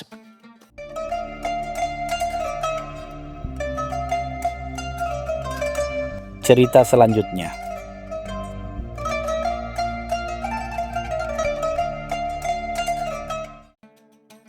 Di suatu pagi yang cerah di Baghdad, Khalifah Harun ar-Rasyid yang dikenal memiliki akal sehat namun seringkali dilanda kebosanan, sedang duduk di taman istana yang sejuk. Ia melihat seekor elang yang terbang begitu tinggi hingga nyaris tak terlihat. "Menteri," kata Khalifah dengan suara pelan, "langit itu begitu tinggi. mustahil untuk disentuh. Namun aku ingin tahu betapa jauh jaraknya dari bumi. Para menteri saling melirik. Mereka tahu pertanyaan ini bukanlah permintaan sederhana, melainkan sebuah ujian yang hanya bisa dijawab dengan kecerdikan yang luar biasa, bukan dengan ilmu pengetahuan biasa. Seorang prajurit kemudian memanggil Abu Nawas. Dengan langkah santai dan senyum jahil yang tak pernah pudar, Abu Nawas membungkuk hormat. Hamba menghadap Paduka yang mulia. Sapanya. Abu Nawas, ujar Khalifah. Aku beri kau waktu 3 hari untuk mengukur jarak langit dari bumi. Jika kau gagal, aku akan menganggapmu bodoh dan tidak pantas berada di hadapanku. Para menteri menahan napas. Tahu bahwa tugas ini mustahil. Tapi mereka juga penasaran bagaimana Abu Nawas akan mengakalinya. Selama 3 hari berikutnya, Abu Nawas tidak terlihat sibuk dengan alat ukur atau buku-buku ilmiah. Ia justru sering terlihat di pasar, berbicara dengan para pedagang kain, pandai besi, bahkan tukang jahit. Ia menanyakan satu hal yang sama pada mereka semua. Sudahkah kalian melihat bintang di langit malam? Apakah bintang di sana sama besarnya dengan apa yang kalian lihat di siang hari? Pedagang-pedagang itu bingung, namun Abu Nawas hanya tersenyum. Ukuran satu benda berubah sesuai dengan jaraknya, gumamnya. Pada hari ketiga, Abu Nawas kembali menghadap Khalifah. Kali ini membawa sebuah cermin kecil dan sehelai tali tipis. Ia mengikat cermin itu di ujung tali dan memasukkannya ke dalam sebuah kantung. Paduka yang mulia, hamba telah menemukan jawabannya, kata Abu Nawas dengan nada serius. Jarak langit dan bumi adalah jumlah yang sangat besar, hingga tidak mungkin diukur dengan alat apapun. Para menteri tersenyum mengejek, merasa kemenangan sudah di tangan mereka. Namun, lanjut Abu Nawas, hamba telah menemukan cara untuk melihat bukti keberadaan jarak itu. Khalifah Harun ar-Rasyid mengerutkan dahinya. Bukti apa? Tanyanya. Abu Nawas kemudian mengambil sebatang kayu dan menancapkannya di tanah. Lalu dengan hati-hati ia mengukur bayangan yang terbentuk dari kayu itu. Paduka, bayangan ini adalah bukti bahwa matahari sangat jauh. Jika matahari dekat, bayangan ini akan jauh lebih pendek. Semua orang terkejut melihat bagaimana Abu Nawas menggunakan logika sederhana untuk menjawab pertanyaan yang rumit. Tapi itu tidak menjawab pertanyaanku tentang jarak langit, kata Khalifah. Benar Paduka, jawab Abu Nawas. Itu hanya pembuka. Untuk mengukur jarak yang sangat besar, kita harus menggunakan alat yang sangat besar pula. Dan alat itu sudah hamba siapkan. Abu Nawas kemudian mengeluarkan cermin kecil dari kantungnya. Alat ini, Paduka, dinamakan cermin pengukur jarak langit. Ia akan merefleksikan semua benda di langit dan menunjukkan jaraknya. Khalifah dan para menteri semakin penasaran. Abu Nawas meletakkan cermin kecil di atas meja di hadapan Khalifah. Paduka yang mulia, lihatlah cermin ini. Apa yang Anda lihat? Tanya Abu Nawas. Khalifah melihat pantulan dirinya sendiri di cermin. Aku melihat diriku, jawabnya. Benar, kata Abu Nawas. Cermin ini mencerminkan apa yang dekat dengannya. Ia tidak bisa menangkap pantulan langit, karena langit terlalu jauh untuk bisa disentuh oleh pantulan cahaya. Ini adalah bukti pertama bahwa langit tidak bisa dijangkau. Khalifah mengangguk-angguk, mulai memahami arah pembicaraan Abu Nawas. Jadi, kau ingin mengatakan bahwa sesuatu yang tidak bisa dicapai tidak bisa diukur? Tanya Khalifah. Tepat sekali Paduka, jawab Abu Nawas. Seperti halnya keagungan Paduka. Tak ada timbangan yang bisa mengukur kebesaran hati Paduka, karena sesuatu yang mulia dan agung tidak bisa diukur. Ia hanya bisa dihormati dan dipuji. Para menteri yang tadinya menertawakan Abu Nawas kini terdiam. Kata-kata Abu Nawas begitu dalam dan logis. Ia tidak hanya menjawab pertanyaan Khalifah, tetapi juga memberikan sebuah pelajaran berharga. Paduka yang mulia, jika kita mencoba mengukur sesuatu yang tidak terbatas, kita hanya akan menemukan kegagalan, kata Abu Nawas. Namun, jika kita memuji dan mengagumi keagungan itu, kita akan menemukan kedamaian dan kebahagiaan. Lihatlah Paduka, lanjut Abu Nawas. Langit di atas sana, ia memberikan hujan, cahaya matahari, dan keindahan bintang. Ia tidak perlu meminta imbalan. ia hanya menunggu kita untuk memujinya. Dan pujian itu adalah satu-satunya hal yang bisa kita sentuh dan berikan kepadanya. Khalifah Harun ar-Rasyid tersenyum. Ia merasa bangga dan tercerahkan oleh jawaban Abu Nawas. Abu Nawas, kau selalu saja punya cara untuk membuatku kagum. Khalifah Harun ar-Rasyid tertawa. Kau tidak mengukur langit, tapi kau mengajarkanku bagaimana cara memandangnya dengan benar. Khalifah kemudian memerintahkan para bendahara untuk memberikan sekantung dinar kepada Abu Nawas. Hadiah ini bukan karena kau bisa mengukur langit, tetapi karena kau bisa mengukur arti dari sebuah keagungan, kata Khalifah. Abu Nawas menerima hadiah itu dengan senyum lebar, membungkuk hormat kepada Khalifah. Ia melangkah keluar dari istana dengan kantung dinar yang berat. Sementara di benaknya ia sudah memikirkan cara menghabiskan uang itu. Mungkin membeli cermin yang lebih besar atau menghitung lebih banyak pujian.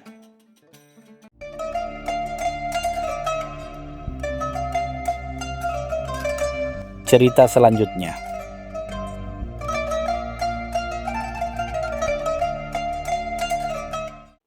Sebuah kabar aneh dan tantangan raja di sebuah kedai kopi di jantung kota Baghdad yang ramai.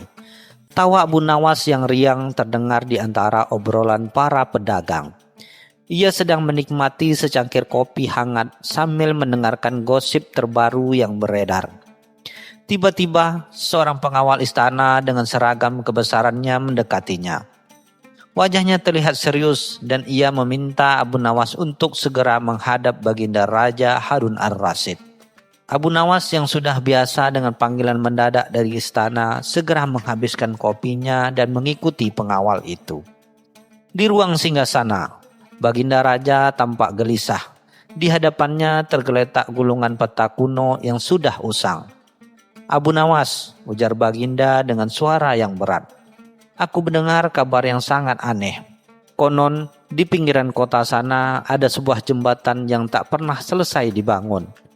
Para tukang dan arsitekku sudah mencoba, tetapi setiap kali mereka mendekati ujungnya, seolah-olah jembatan itu memanjang sendiri.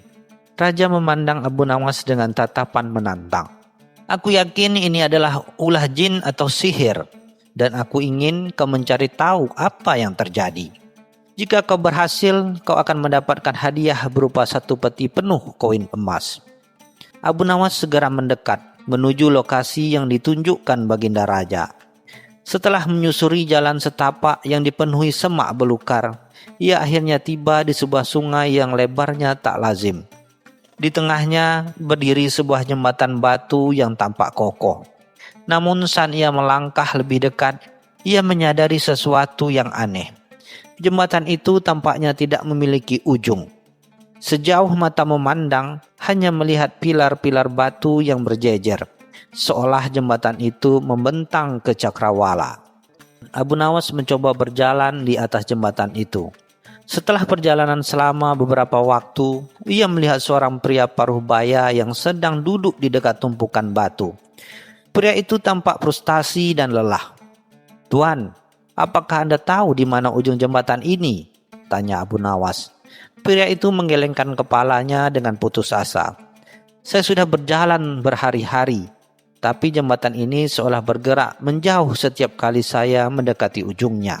Saya pikir saya akan selamanya terjebak di sini. Abu Nawas tersenyum kecil. Ia sudah mulai memiliki ide tentang apa yang terjadi. Kembali ke daratan, Abu Nawas tidak langsung melapor kepada Baginda Raja.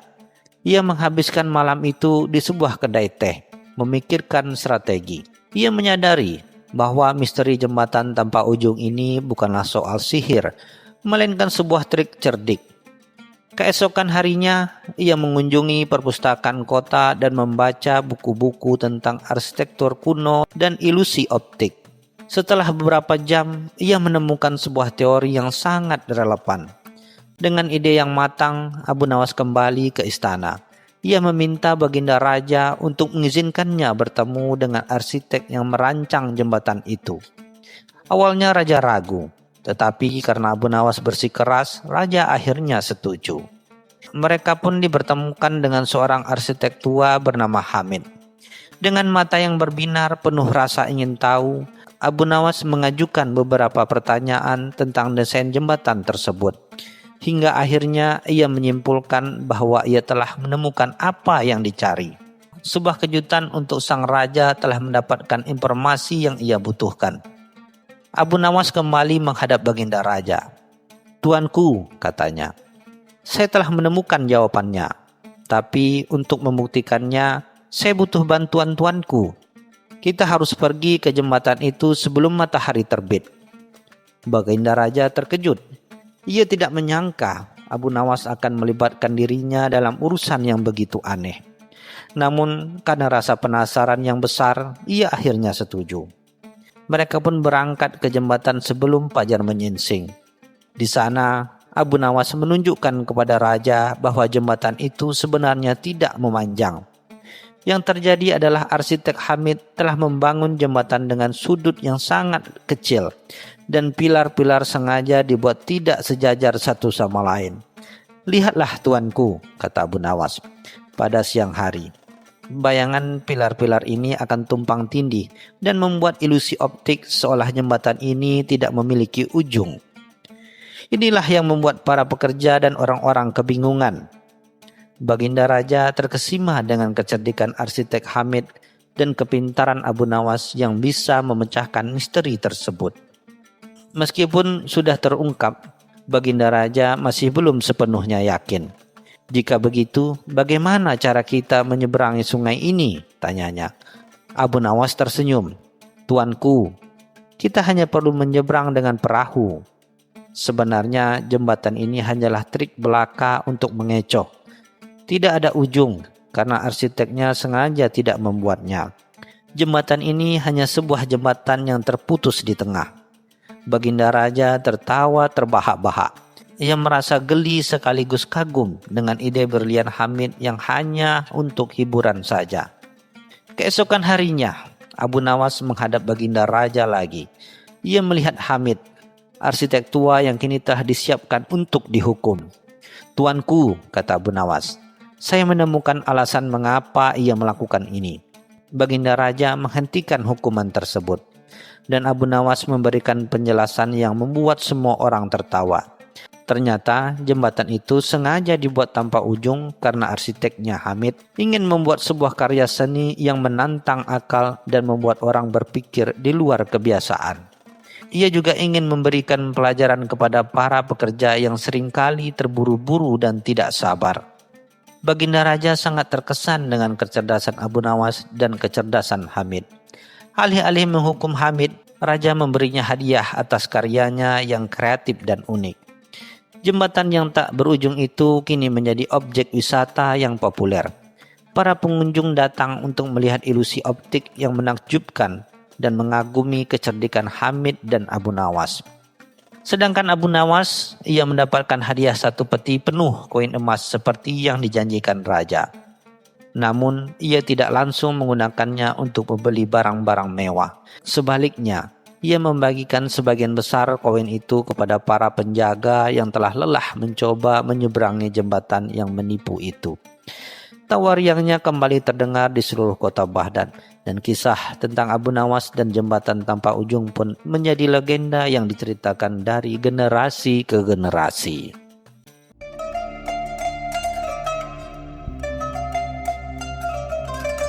Cerita selanjutnya.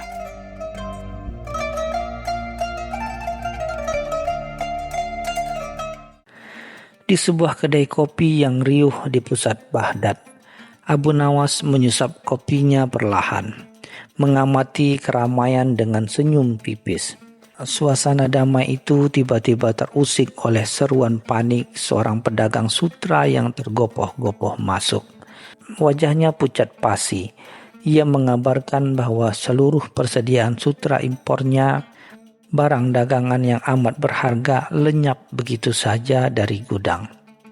Berita itu menyebar cepat bagai api, menciptakan gelombang kegelisahan di antara para pedagang. Kehilangan sebesar itu tak hanya merugikan satu orang, tetapi juga berpotensi mengguncang stabilitas pasar.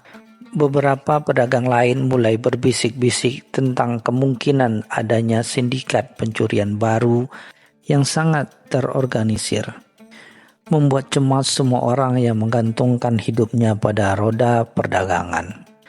Kabar pencurian sutra itu akhirnya sampai ke telinga Sultan Harun ar-Rasyid yang sedang duduk termenung di singgasananya. Kekayaannya dan kemakmuran Baghdad adalah kebanggaannya, dan insiden seperti ini adalah noda besar. Ia memanggil para penasehatnya, meminta solusi. Namun semua saran yang diberikan terdengar biasa saja, tak mampu menenangkan kegundahannya. Sultan tahu bahwa reputasi pemerintahannya dipertaruhkan. Jika ia tidak bisa menjamin keamanan pedagang, maka kepercayaan rakyat akan luntur. Dengan berat hati ia mengumumkan sayembara besar. Siapapun yang berhasil menemukan pencuri sutra dan mengembalikan barang curian akan diberi hadiah berlimpah. Bahkan mungkin posisi istimewa di istana. Abu Nawas mendengar pengumuman Sultan dengan seksama, tak menunjukkan reaksi berlebihan seperti orang lain yang langsung bersemangat mengejar hadiah. Ia justru menarik diri ke sudut kedai, matanya menerawang. Jemarinya mengetuk-ngetuk meja seolah sedang menimbang sesuatu. Pikiran cerdasnya mulai bekerja, merangkai benang-benang petunjuk dari desas-desus yang ia dengar. Ia tahu bahwa kekuatan fisik atau harta benda akan membawanya jauh dalam kasus ini. Yang ia miliki hanyalah akal dan doa. Dengan keyakinan itu, ia memutuskan untuk ikut serta dalam sayembara. Namun dengan cara sendiri, bukan dengan mencari-cari jejak seperti detektif biasa, melainkan dengan memancing sang pencuri agar menunjukkan dirinya. Keesokan harinya, Baghdad dihebohkan oleh kabar baru. Abu Nawas yang terkenal dengan segala keanehannya mengajukan permohonan aneh kepada Sultan. Ia meminta agar dirinya dipenjara di sel isolasi yang paling ketat, tanpa interaksi dengan dunia luar, dan hanya diberi pena, kertas, serta beberapa buah zaitun sebagai bekal. Permintaan itu membuat para pengawal dan penasehat istana tercengang, menganggapnya gila atau sedang mencari perhatian. Namun, Sultan yang sudah akrab dengan tingkah laku Abu Nawas merasakan ada sesuatu di balik permintaan aneh ini. Ia tahu Abu Nawas tak pernah bertindak tanpa tujuan yang kuat. Meskipun ragu, Sultan akhirnya menyetujui. Berharap ini adalah salah satu dari trik jenius Abu Nawas yang seringkali berakhir dengan penyelesaian masalah yang tak terduga. Di dalam sel yang sunyi, Abu Nawas tidak melamun atau menyesal nasibnya. Dengan pena dan kertas di tangannya, ia mulai menuliskan ayat-ayat suci Al-Quran dan doa-doa penuh kekuatan, diselipi dengan beberapa kalimat yang tampak seperti teka-teki. Ia menulis tanpa henti, menemukan lembaran-lembaran kertas dengan tulisan-tulisan indah dan misterius. Setelah berjam-jam menulis, ia meminta seorang pengawal untuk membawa gulungan-gulungan kertas itu ke pasar sutra, dan meminta para pedagang untuk membacanya keras-keras di hadapan publik. Ia menyebut tulisan-tulisan itu sebagai ayat-ayat menyingkap kebenaran, meyakinkan bahwa siapapun yang membaca atau mendengarkannya akan menemukan kejujuran di dalam hatinya. Ketika gulungan-gulungan kertas Abu Nawas dibacakan di pasar, reaksi yang muncul sungguh beragam. Para pedagang yang jujur merasakan ketenangan, sementara beberapa orang terlihat gelisah, mencuri pandang satu sama lain. Di antara kerumunan ada sekelompok orang yang wajahnya mulai memucat. Keringat dingin membasahi dahi mereka. Mereka adalah sindikat pencuri sutra. Teks-teks yang tertulis Abu Nawas bukan sekadar doa biasa.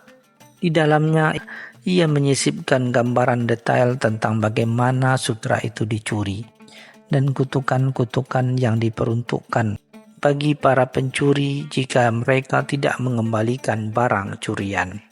Ini bukan kutukan sungguhan, melainkan sugesti psikologis yang kuat.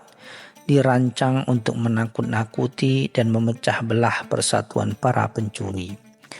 Malam harinya, tuan sindikat pencuri itu tidak bisa tidur. Kata-kata dari gulungan kertas Abu Nawas telah mengiang-iang di telinganya. Ia teringat detail-detail yang disebutkan Abu Nawas, yang hanya diketahui oleh dirinya dan komplotannya. Kecemasan memuncak saat ia membayangkan satu persatu anggotanya terjangkit penyakit aneh atau ditimpa musibah, persis seperti yang Abu Nawas tuliskan. Ketakutan akan kutukan walaupun hanya sugesti mulai mengikis keyakinannya. Ia melihat gelagat cemas pada anak buahnya yang juga terpengaruh oleh kata-kata Abu Nawas. Perpecahan mulai terasa di antara mereka. Masing-masing mulai saling curiga dan menyalahkan. Bahkan ada yang sudah berniat untuk menyerahkan diri demi menghindari malapetaka. Tak sanggup menahan beban ketakutan dan perpecahan. Pada pagi buta, ketua sindikat pencuri itu bersama beberapa anggotanya muncul di gerbang istana.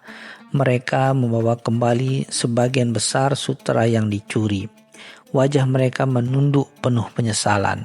Di hadapan Sultan Harun ar-Rasyid, mereka mengakui kejahatan mereka, menceritakan secara detail bagaimana mereka mencuri sutera dan bagaimana kutukan Abu Nawas menghantui mereka. Sultan yang terkejut sekaligus kagum segera memanggil Abu Nawas dari selnya. Dengan senyum lebar, Abu Nawas menjelaskan bahwa tidak ada kutukan sungguhan. Ia hanya menggunakan akalnya untuk menciptakan ketakutan psikologi yang begitu kuat, sampai para pencuri itu percaya bahwa nasib buruk akan menimpa mereka jika tidak bertobat. Sutra yang dikembalikan adalah bukti nyata dari keberhasilan triknya. Kisah Abu Nawas yang hanya bermodalkan akal dan doa untuk mengungkap keajaiban ini menyebar ke seluruh Baghdad, bahkan hingga ke kota-kota lain. Sultan Harun ar-Rasyid sangat terkesan, memberikan hadiah yang lebih besar dari yang dijanjikan, dan menunjuk Abu Nawas sebagai penasehat utama khusus untuk urusan-urusan yang membutuhkan pemikiran yang luar biasa.